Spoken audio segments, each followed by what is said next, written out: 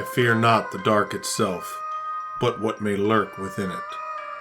Welcome to Lurk, bringing you creepy, strange, and bone-chilling stories, with your host, Jamie Jackson.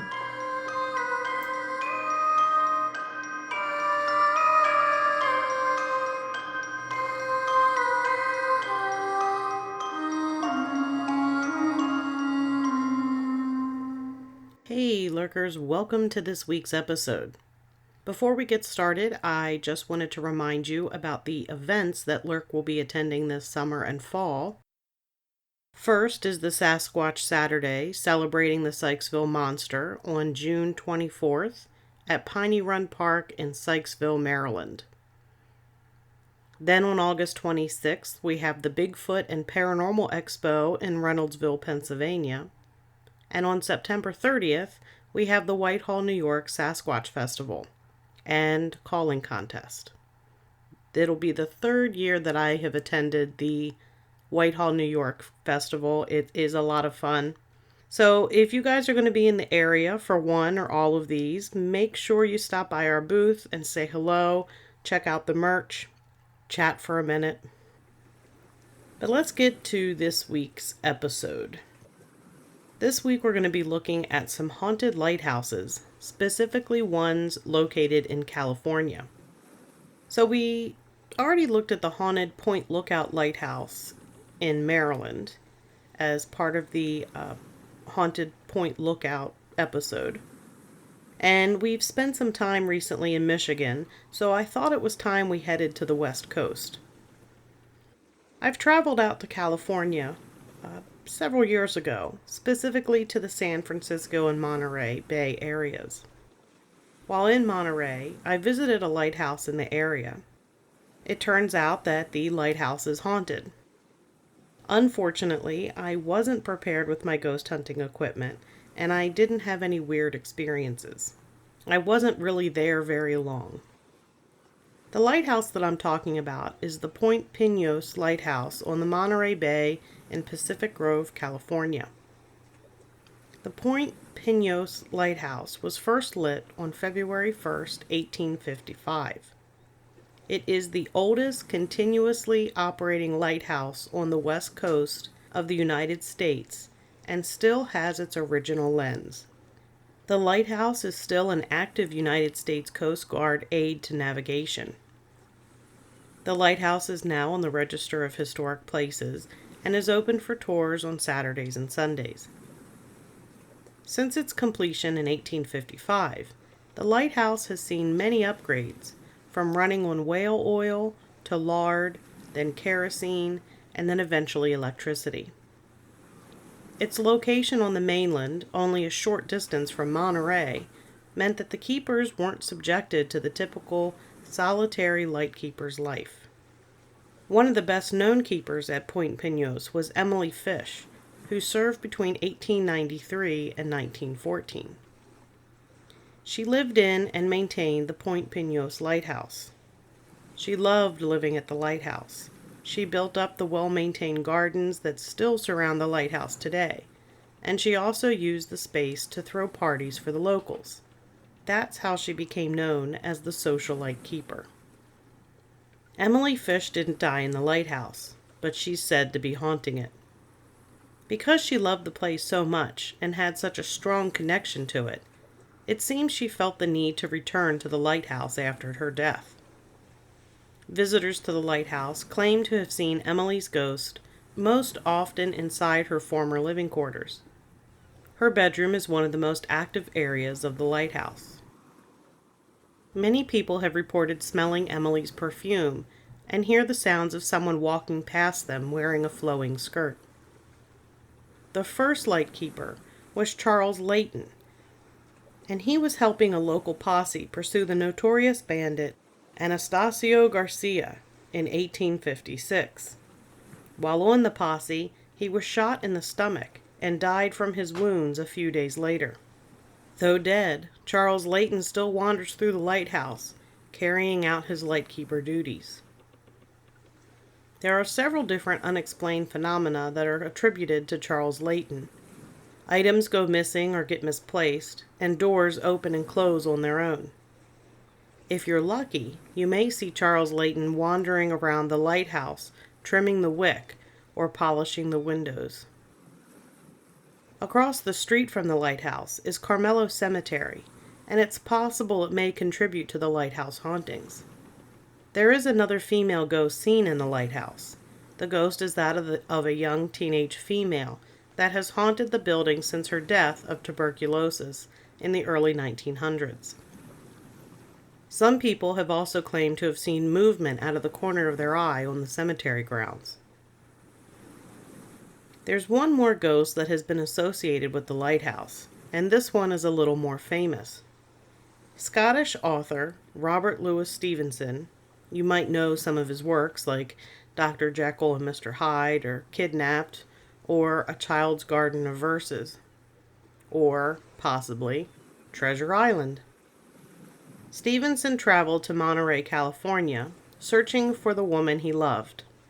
She was married, and he did not find her in Monterey.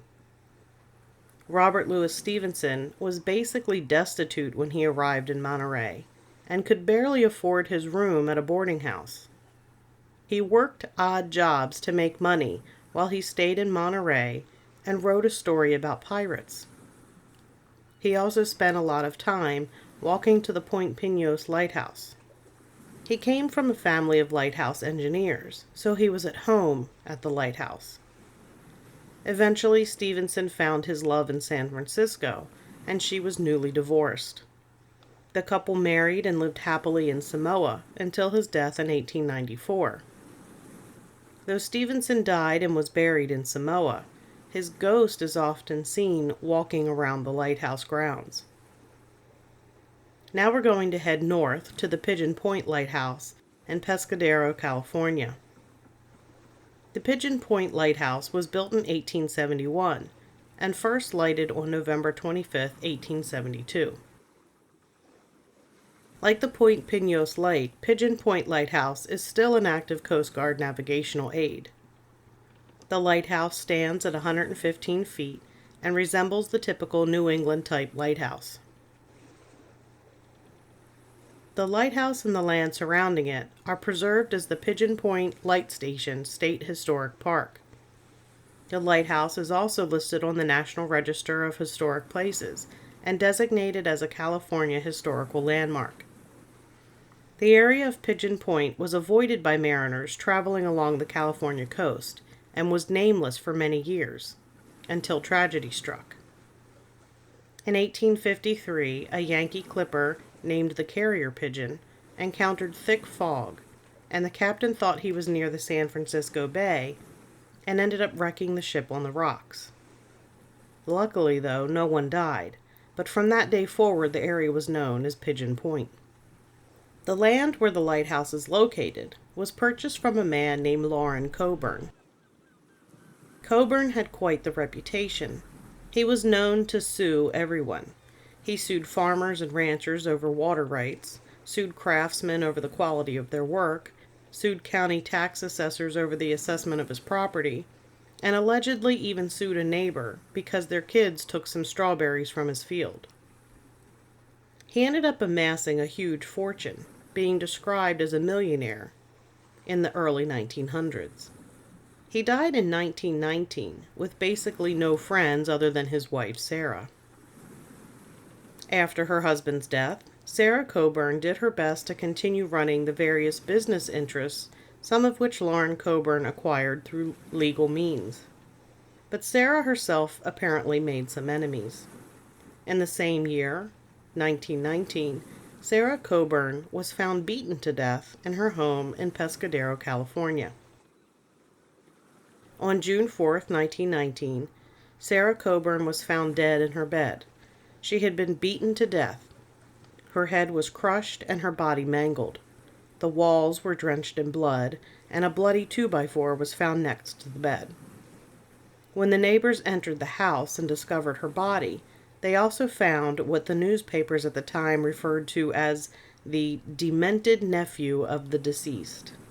So this gets slightly weird. Loren Coburn had a son from a previous marriage. He was married to Sarah's sister.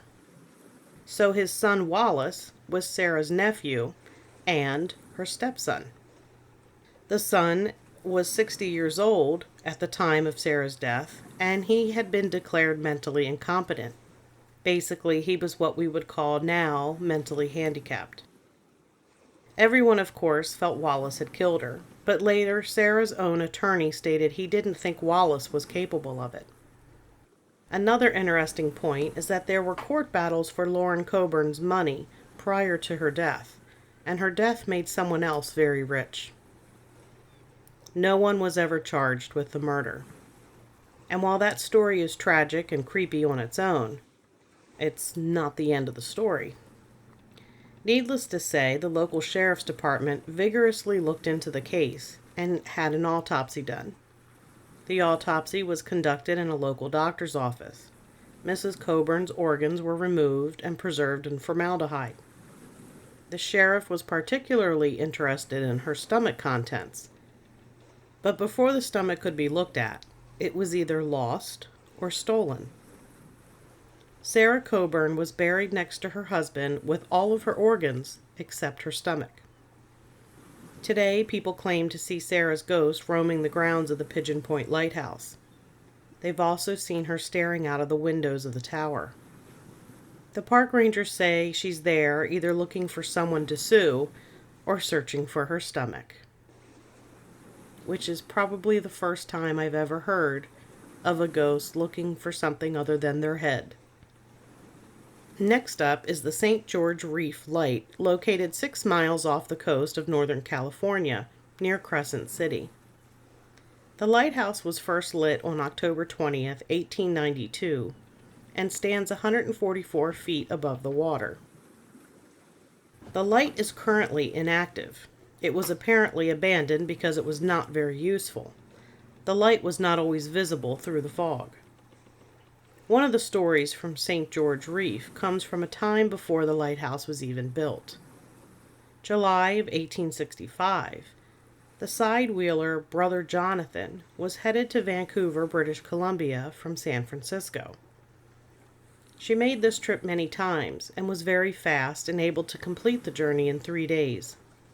But on this trip, the Brother Jonathan sailed right into a heavy storm. Lost in the storm, the captain sailed the Brother Jonathan straight into St. George Reef. The collision with the reef tore a hole in the hull of the ship within minutes. Despite valiant efforts made by the crew, nearly 200 people perished. Only 19 were able to reach the shore in a lifeboat. Among the dead was Union General Wright, one of President Lincoln's closest friends, and a famous San Francisco madam and 7 of her girls. It's said that the ghosts of General Wright, the madam, and her girls are all seen standing on the edge of the reef, possibly looking for someone to rescue them. It was the wreck of the Brother Jonathan that brought about the building of the lighthouse. In 1972, the light was abandoned and replaced by a buoy. Despite being abandoned and inoperable, captains passing by the lighthouse report seeing it shining. They've even recorded it in their official logs. Our final lighthouse is the Battery Point Lighthouse in Crescent City, California. The Battery Point Light was one of the first lighthouses on the California coast. It was lit in 1856 and automated in 1953. During its existence, the lighthouse went through many keepers. One of them was Captain John Jeffrey, who arrived at the light in 1875 with his wife Nellie. Together they raised a family of 4 and lived at the lighthouse for 39 years. During the lighthouse's history, it managed to make it through the tsunamis caused by the Alaskan earthquake that happened March 27, 1964. A total of 5 tsunamis raced towards the Northern California coast, and the lightkeepers at the time could do nothing more but pray. But luckily, the waves hit at just the right angle, and the lighthouse, the keeper, and his wife were spared. There are some who say it was the Battery Point Light ghosts that saved the lighthouse. The ghosts of the Battery Point Lighthouse are described as a family consisting of a man, woman, and a child. Their footsteps are heard, especially during storms, possibly anxiously watching for another monstrous wave. They have also tapped visitors on the shoulder, and they enjoy sitting in the rocking chairs and rocking. Perhaps it's Jeffrey Wright and his wife and one of their children. Now that's going to do it for this episode. Sorry this one is a little shorter than usual. It's been a stressful couple of weeks. I can't really go into detail, but let me tell you, there are times where I really wonder why I volunteer for so many different things.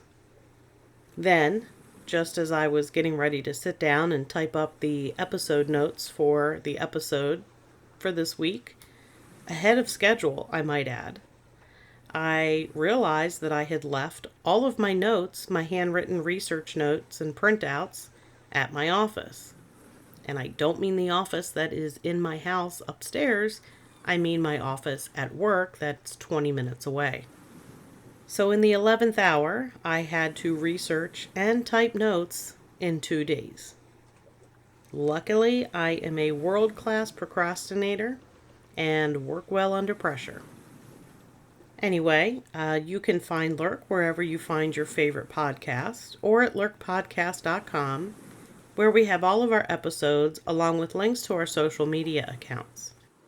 Don't forget to mark your calendar for those 3 upcoming festivals. Also, look for the Lurk Patreon to launch sometime this month.